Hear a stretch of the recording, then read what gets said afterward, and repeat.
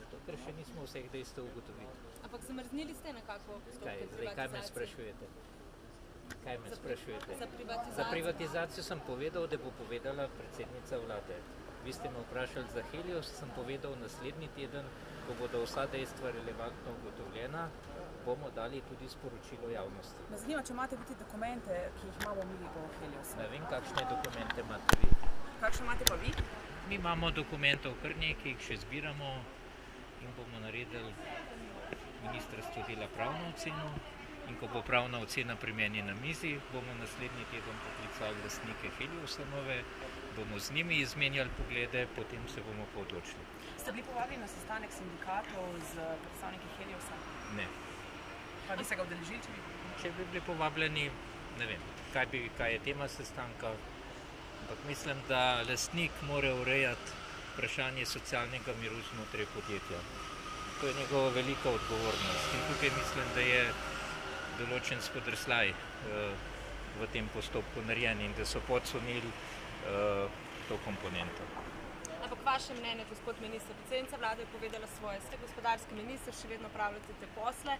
Kako bo odločitev glede privatizacije po vašem mnenju vplivala na mednarodne trge?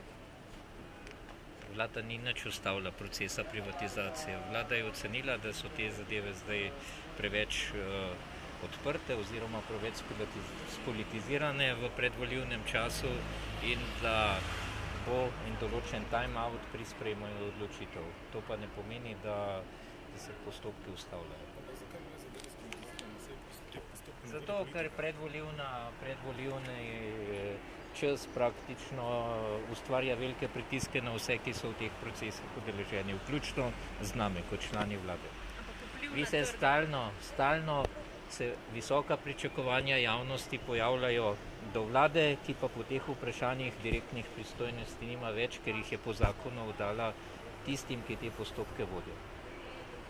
Vpliv na trge. Če bomo prav pojasnili, vpliv ne bo negativen. Če bomo pa narobe pojasnjevali, potem bo pa vpliv lahko tudi negativen. Samo še to, gledajte, to vlado smo izvolili ljudi, da se odloči in odločila se je prodati 15 podjetij. Zakaj bi zdaj ta vlada spet čakala na drugo vlado? Sem vam povedal, zakaj. Zato, ker čas ni zdaj v tem momentu, da prav, ker so vprašanja, ki so resna, gospodarsko-finančna vprašanja v tem momentu preveč politizirajo. Torej zanikate, da bi šlo za nek predvolilni bombonček? Ne, zanikam.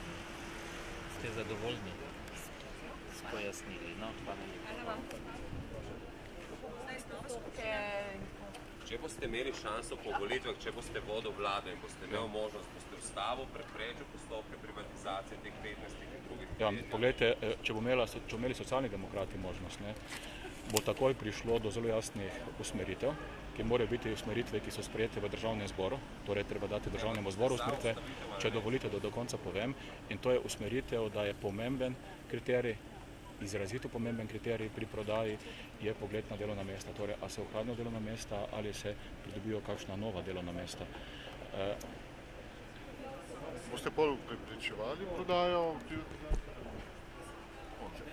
Pri socialnih demokratih to je tako vprašanje. Prav, kakšne zdaj odločitve, malo nerazumljive odločitve predsednice vlade glede zaustavitve privatizacije?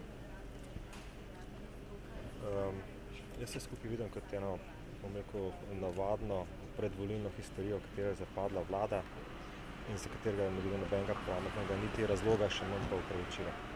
Kaj bo to pomenili za tuje? Ste lahko kaj dosegli danes na vladi? Samo to več ne bom komentiral. Tega ne podpirate, kar je bilo danes sprejeto? Vse sem dosti povedal. Kaj pa sem to glede zakona o DARS-u? A podpirate to prelivanje denarja iz DARS-a za DRSC? Konec koncev so namenska sredstva? V bistvu problem te zgodbe ni v tem, a se lahko denar iz DARS-a ven prelija ali pa ne.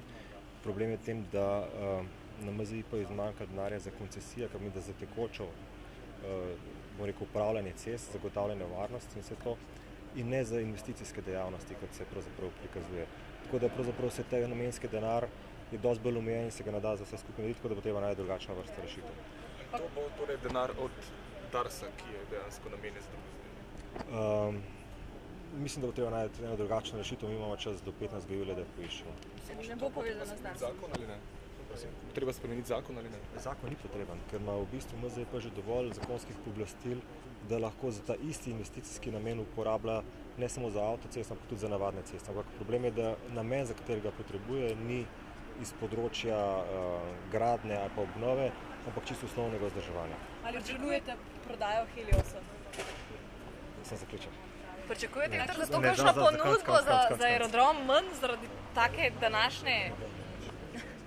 No, sam to res. Evropo jutri in OECD-ju s tem. Za investitorjem. Zaključimo smo, ne? A gospod Čufar? Če vas tako redko vidimo. Ne bom. Vse sem skomentiral, vse kaj. Zapuščate politiko. Ampak da ste sploh vstopili v njo. Tretja druga.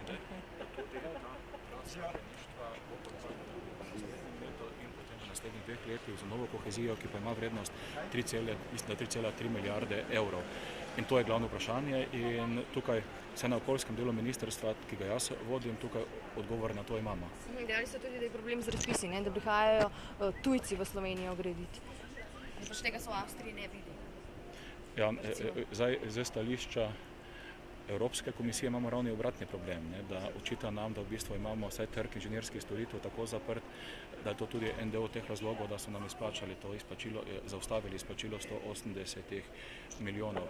Drugače pa kar se gradbeništva tiče, sam osebno vidim v bodočih 2-3 letih največje delo gradbeništva na energetski sanaciji tako javnih kakor privatnih stavb. To tudi narodno gospodarsko ima največji učinek, to je najhitreje povrnjen vložek in tu je tako to najbolj kvalitetno delo v bistvu za lokalne firme, tudi za obrtniške firme in tu se jaz ne bojim, da bi neke velike tuje multinacionalke šli nam obnavljati naše hiše.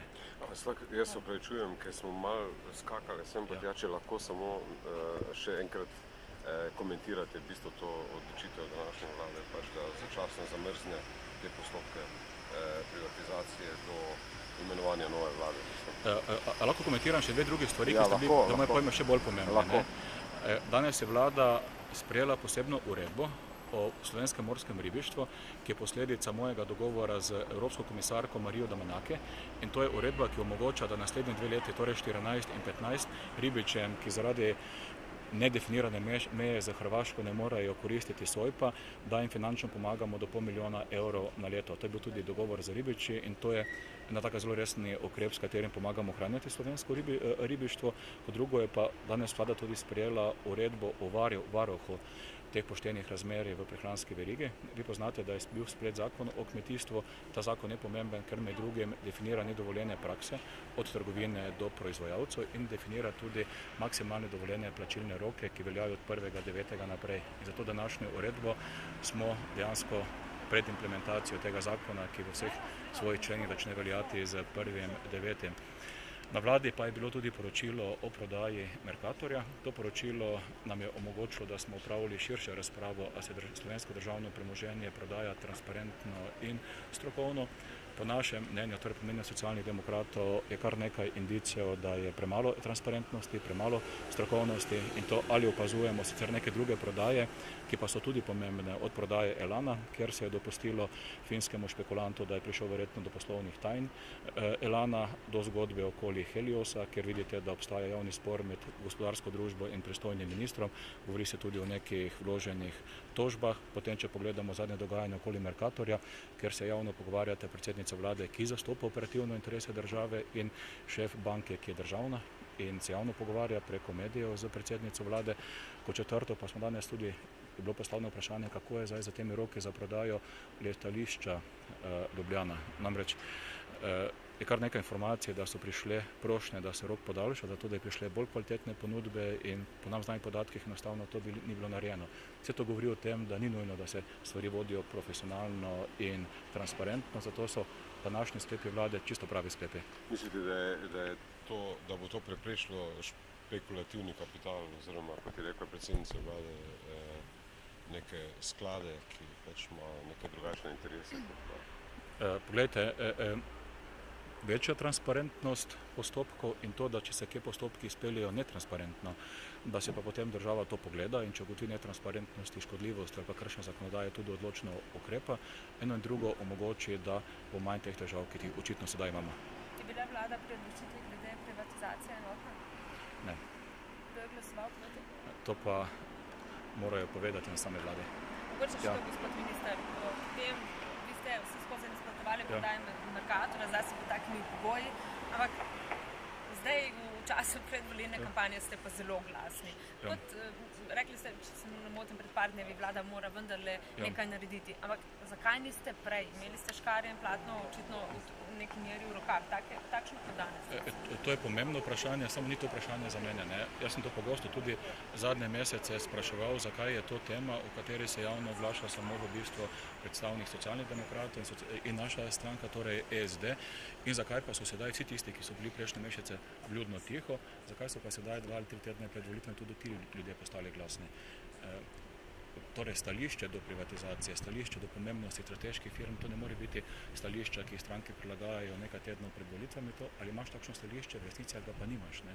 In meni je žal dejansko, da se je vsa politika sedaj v obrambo Mercatorja prebudila šele nekaj tednov pred volitvami. Ampak tudi vi ste bolj glasni, kot ste bili. Zakaj vlada ni prej ukrepala?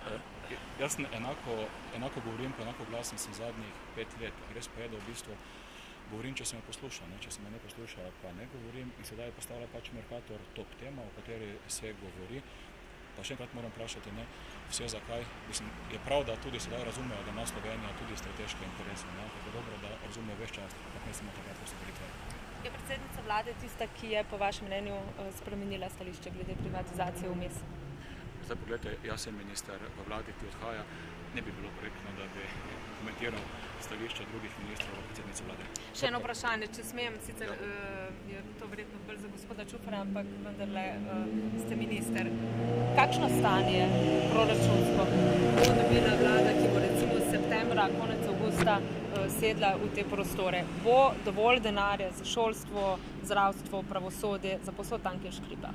V javnofinančnih prihodkov je pomembno več, kot je bilo načrtovano.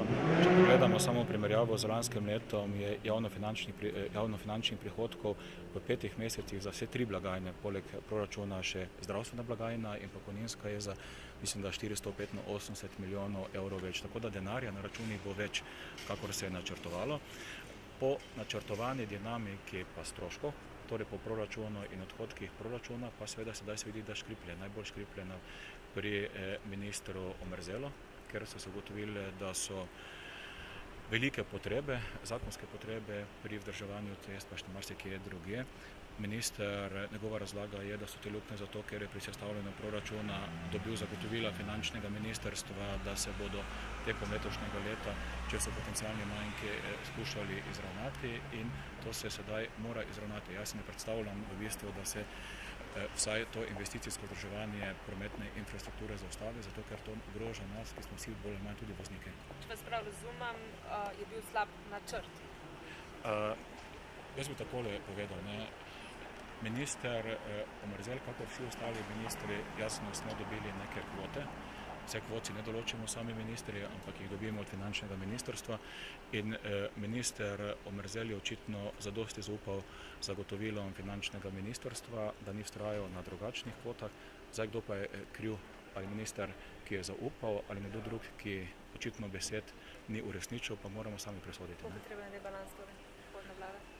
Jaz mislim, da to vrstni proračun takšen kot je, ne bo vzdržal, ker potrebe so, je pa tudi res, da so prihodki večji, tako da Slovenija še vedno lahko drži svoj cilj, kakšen mora biti javni finančni primanjkljaj, in to se bo držalo, vendar tam, če potrebno kaj korigirati, vlada mora korigirati. Za letos se prav razumela? Govorim o letošnjem letu, vsaj za naslednjo leto se tako vedno naredi rebalans. Samo še eno vprašanje, a je bilo tudi govora, kaj o Telekomu, prodaje Telekoma v tej razpravi? Ne. Ne. Hvala lepa.